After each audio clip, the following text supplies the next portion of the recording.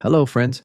Today, I'm going to show you how to activate developer options on your Android smartphone.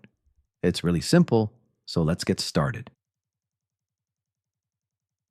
Step 1. Open Settings.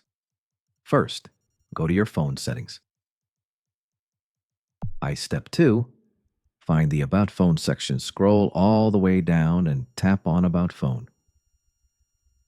Step 3. Tap the build number. Now, scroll down again and find build number. Tap on it 7 times until you see the message. You are now a developer. If your phone asks for your PIN or password, just enter it to continue. Step 4. Access developer options. Once you've done that, go back to Settings. Then scroll down and open System, or you may find it under Additional Settings depending on your device. Now you'll see Developer Options.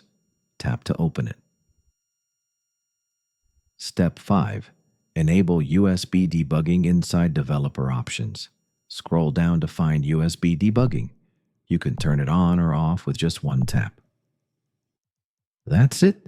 You've successfully enabled Developer Options on your Android device. If this video helped you, please like and subscribe to our channel for more tech tips and tutorials. Thanks for watching, and see you in the next video.